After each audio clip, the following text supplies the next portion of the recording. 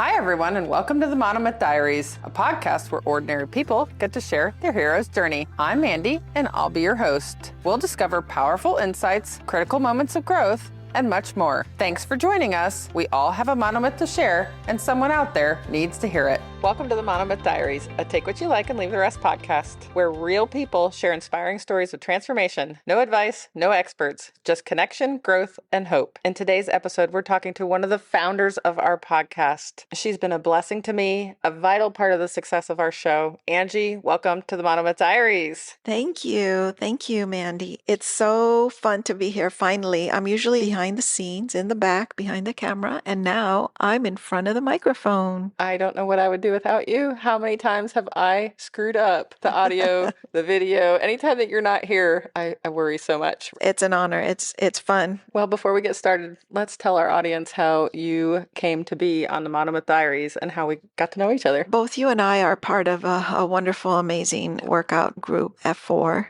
Here in the Katy community. And I think it probably started with one of our beat downs, and I believe you were leading it. And one of the things we had to do was, as we worked out with our buddy, and you were paired with me, and we had to tell each other something unique or something special about ourselves. I think the question that I asked everybody to discuss was tell your partner one goal you have for the upcoming year. That's right. And I had shared with you that I somehow wanted to share my story and I didn't know what that looked like. Exactly. It's coming back to me. And then I told you, oh, well, I have a story and I don't know how I would go about telling it, but I did mention to you that my husband's like, Ange, you have to write a book. Mm-hmm. You need to write a book. And you're like, oh my gosh, my husband told me the same thing. I am not a writer. And I think we kind of just looked at each other and we're like, what about if we verbalize it? What about if we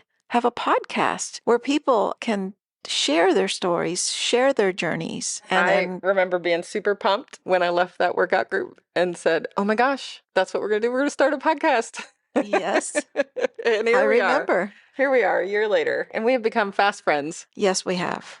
Fast and dear friends. Today's episode, we're going to be talking about leadership and the boons of leadership. But before we talk about that, since you're in the hot seat today, we're going to make you do some Monomyth story starters. Oh, yay. It'll be an opportunity for you to get comfortable, as I know you're nervous. A little bit. Thank goodness there's no camera. Yes, for people who are tuning in today, normally you can go to the website and see us on YouTube, but this episode will only be audio today. So it definitely takes a little bit of the pressure off. It sure does. Well, here we go.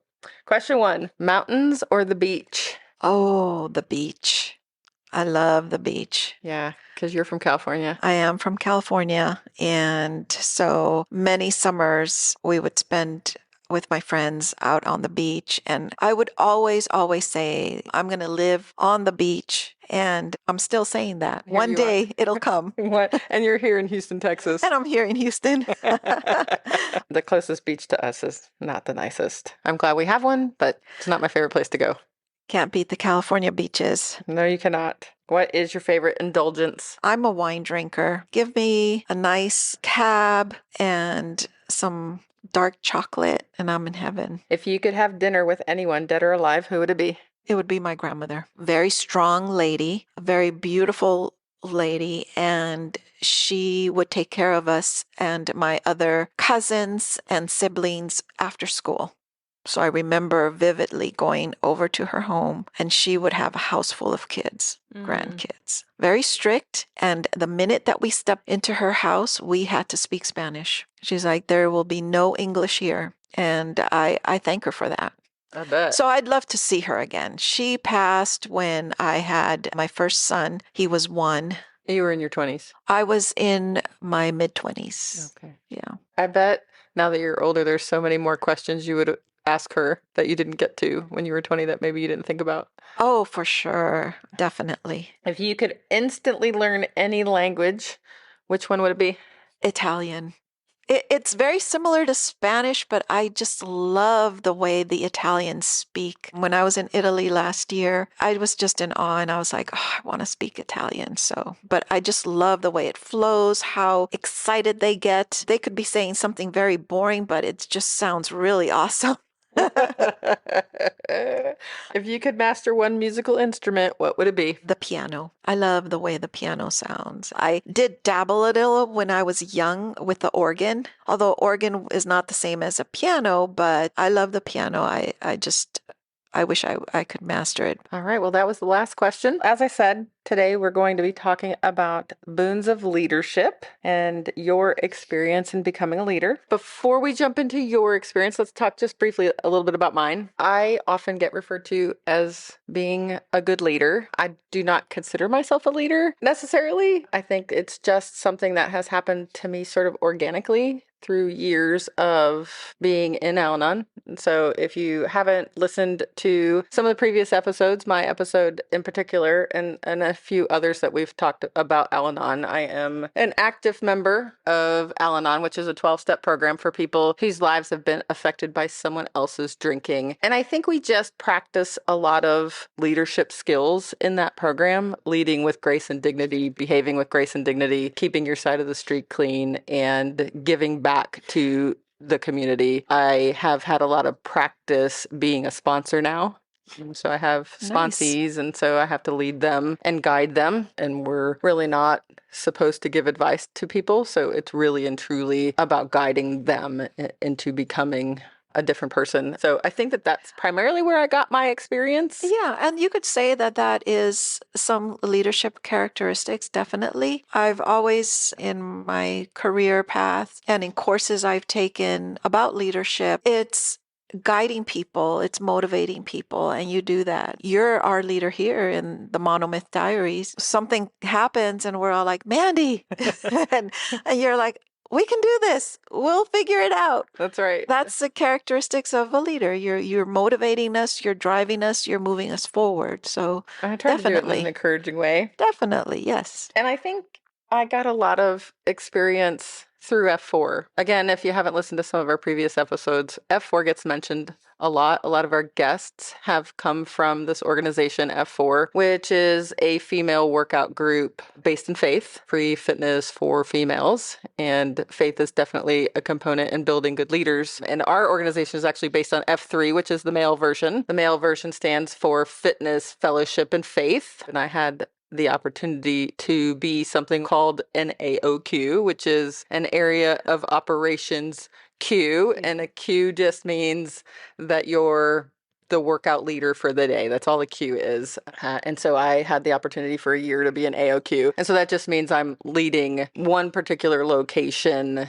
in the daily functions. Yeah. The daily workouts. Yeah. And, keeping everybody in alignment and encouraging people to promote faith and fitness. Yeah. So that's how we got to know each other, because I was the AOQ and I was encouraging you to become a Q. Yes. I remember I had just joined the group, probably not even a month that I just saw joined. Natural qualities in you. I was like, oh, she can do this. And you approached me and you're like, I think you'll be a great Q. I'm like, what? Yeah, you really didn't want to do it. What are you talking about? And she's like, you could do this. And you had such a big smile on your face. And it was such a face of, yeah, you could do this. In my mind, I'm like, girl, you're crazy. I cannot do this. I cannot lead a group of women in exercise. I had never done anything like this. And so I remember I told you, no, I think I'll think about it. I'll just participate in the exercise for now. And you're like, no, you could do it. You're going to do it. And I'm like, I finally convinced you to do it because I was willing to co-cue it with you, meaning we were going to do it together. Yes, exactly. And that made you more comfortable. And that's, again, part of being a leader is, all right, you're uncomfortable. How can we make this happen? What will make you comfortable and willing to do this? Because I definitely saw characteristics in you of a good leader. I think the minute that you said, I'll co-cue with you, it sort of took that the spotlight's going to be only on me, and that's what I hated it. But the minute that you said, I can co-cue with you, then I'm like, okay, we're both going to be up there. In my past life, I would have to do presentations to leadership to tell them about where we stand on projects, where we do budgets. And I would just be so nervous because I would be having to speak to managers and I would be so nervous thinking I'm going to screw something up. I'm going to say something wrong. I think one of the helpful parts of cueing or leading the women in a workout is they're all so encouraging. If you make a mistake, nobody cares. It's just such a nice, kind, loving group. They are, and you can't do any wrong. If, like you said, if you mess up as you're doing it, it doesn't matter. So now today, you are the AOQ of the same location that I used to be an AOQ of. So walk us through what becoming a leader over there has looked like. How did you get started doing that? In our F4 community, we get the opportunity to queue, which then makes us go ahead and plan for the lesson and execute the exercise and all. So I was a queue for a few months, and it was time for the AOQs of that location, you being one, to sort of retire. You're only an AOQ for about a year. I remember that you and DJ, which is another lady who was AOQing with you at the time, you both were running the location, said, I think you could be an AOQ. You would be the next one. You can make this happen. And I, again, was like, no, I don't think I can. You did not want to do it. I didn't want to do it. I just thought, oh my gosh, this is happening too quickly. Things that happen to me don't happen so quickly in my whole career path, moving from different roles in my career. And this was just like bam, bam, bam. You're a member, you're a Q, now you're being asked to be an AOQ. I'm like, and you were the birthday Q. oh my gosh. And I was a birthday Q. So that meant I had to wish all the ladies every month a happy birthday, post happy birthday wishes, and just keep track of all the birthdays coming up. I was like, oh my goodness, can I really do this? So once again, I said, well, I can do it. I can be one if I get a partner. Okay. So like DJ and I were. Like DJ and you were. Okay. Exactly. Well, since you've brought up that in your former career, you were in management, let's talk about the differences that you see between being a manager versus being a leader. I think sometimes those two roles are interchanged, but they're not the same. Yeah, I do believe the two roles definitely are interchanged. And so I see it this way. A leader is not so much as managing people, as more of motivating people, giving them opportunities, setting goals. A manager is more of the executioner of those goals. Oh, that's a good way to say it. A manager, the way I see it, manages the work. They manage the people also because people do the work. But they are the ones that execute the vision, the goals that the leader has. So that's kind of how I see the two. In my career, my past career, I was more of a manager. I would be given the goals, given the vision, and then make it happen. Okay. You had to execute the goals. I had to execute that. And so I had to gather the team, the employees, and manage that. Make sure you're on time, on budget, on schedule. In this role with F4, I wasn't really managing. It was more, you have a location, you set your goals, you set your vision. Yes, we have guiding principles and we have a mission and we must adhere to that, but that's our guide. But we're basically left to make that location more successful. Exactly. Yeah, and you're there to encourage the girls. I have to encourage the girls. I have to motivate the girls. I have to make leaders of some of them. Yeah. And so that's a lot. Yes. And I've never really been in a position like that. This is all pretty new. Yeah, well, the Highlands is doing really, really well. So you and your co-AOQ? My co-AOQ, yes. Yes. Sweet 16 is her name. And by the way, if you're listening to this in F4, we all have nicknames. Yes, we don't use our real name. No, my nickname is Adventureful, and your nickname is? Country Girl.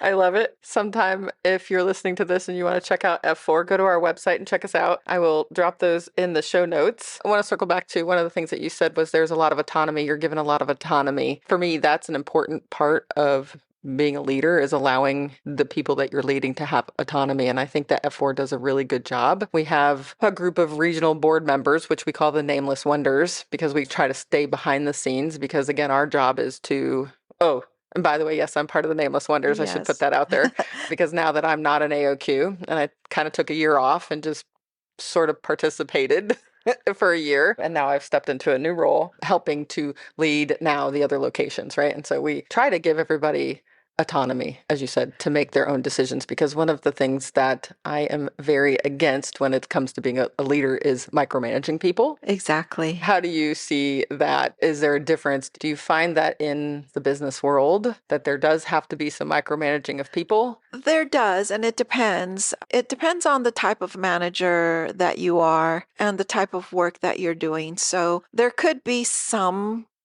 projects that you have to micromanage, or it could be some people that actually need the micromanaging, because if you give them autonomy, you let them loose to do what they need to do, they won't do it because they don't know how. And they need that guidance to tell them exactly what to do, when to do it, and how to do it. And so you're more into the details of the work. Okay.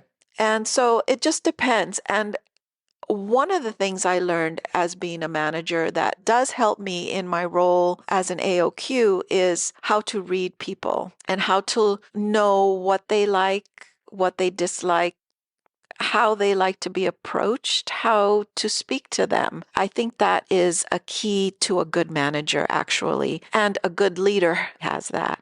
Yeah, how They to best can sense communicate. that. And exactly, because communication is key. All right, well, let's switch gears just a little bit. Tell me what stepping into leadership has taught you about yourself. It has given me confidence. So here's something that I always get when I get feedback from my mentors. They're like, you are a great manager. You can be a good leader. I've always been told that. But coupled with that, they always say, you need to be more confident in yourself.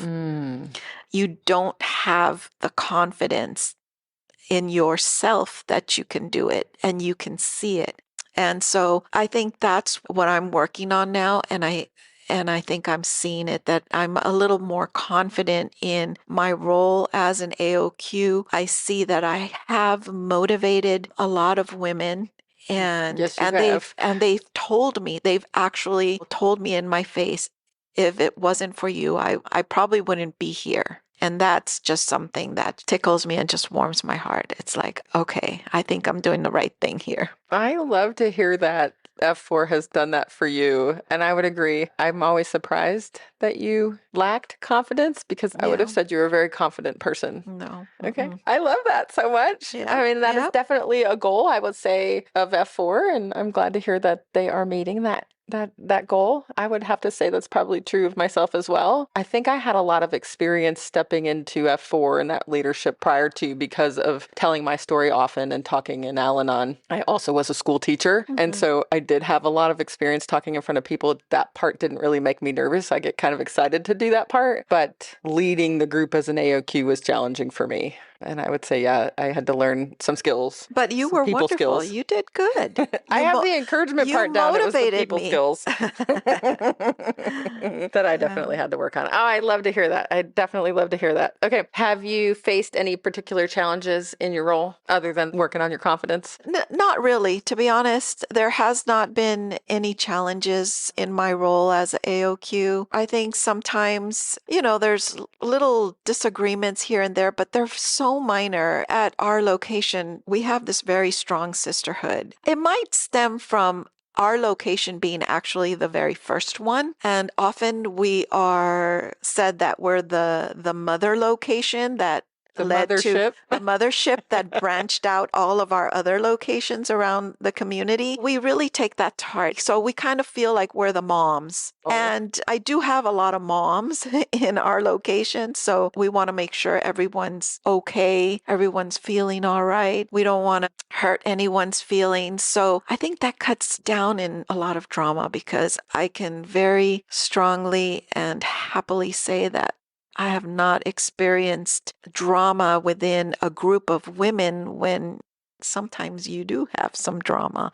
a little bit. Yeah. Well, I think in any group of women, you always end up with Yeah, they drama. always end up with drama. And so I haven't come across that, because I think if that were the case, that would be my challenge, is how do I tackle that? How do I calm that? How do I get that out of our location? But thank the Lord that we have not experienced that at Right. our location. I'm glad to hear that. And I mean, we have little hiccups here and there. I think our biggest problem is we like to talk.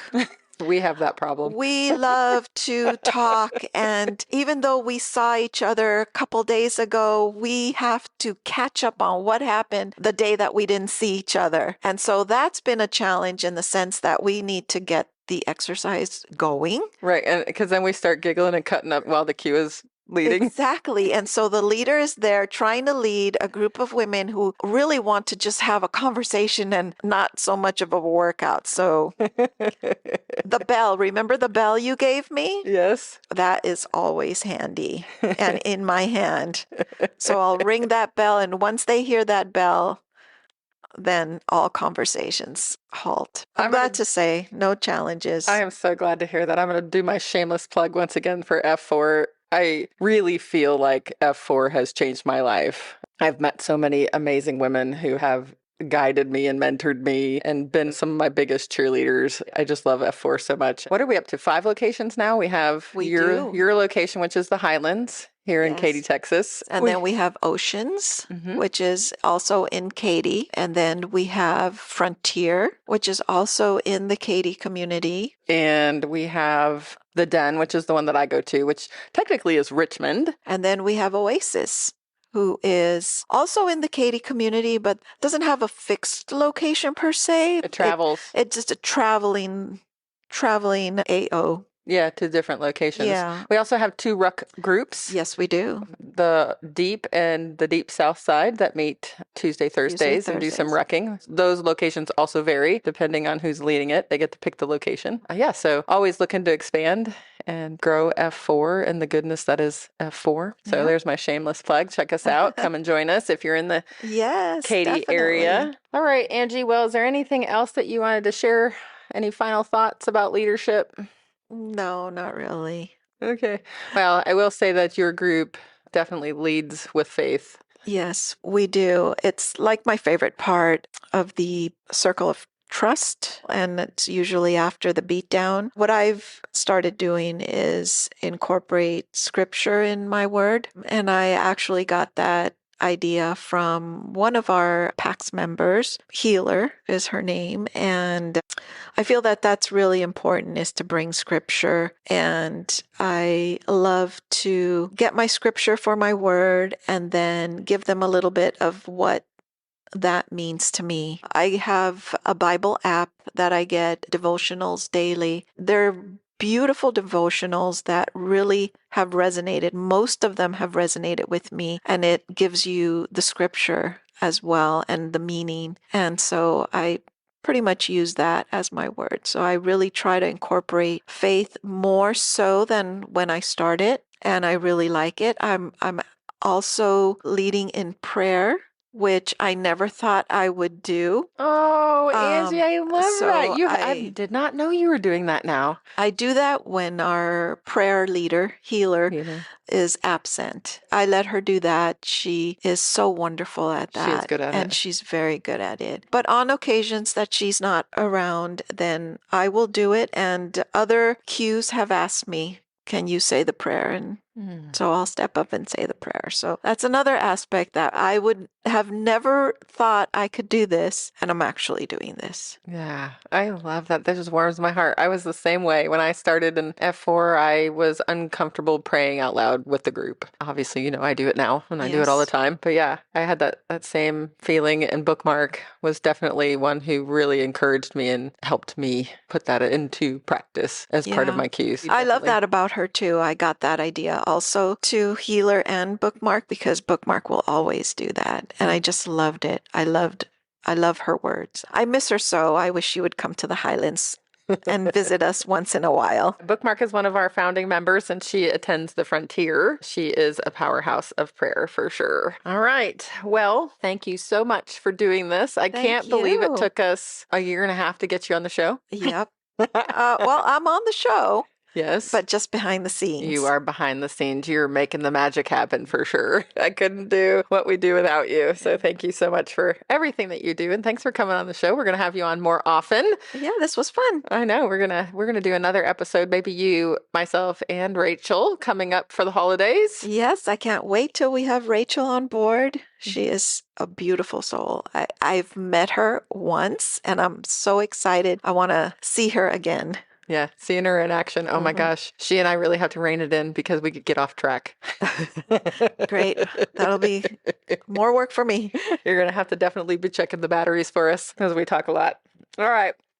To our listeners, thanks for joining us. We would love to continue this conversation. Feel free to jump onto our website and share how you are being a leader in your home, maybe your community, your church. What are you doing to be a leader out there? Drop us a line on our website. Thanks for joining us. Thanks for joining us on the Monomyth Diaries. If this episode resonates with you or someone you know, we'd love for you to share it and spread the inspiration. Don't forget to follow us wherever you get your podcasts or on YouTube to stay connected. We'd appreciate if you could take a moment and rate and review the podcast. It helps us reach more people with stories of transformation and growth. You can visit us at monomythdiaries.com or text us directly from the show notes to reach out and keep the conversations going. Until next time, heroes, let's journey together through our monomyths.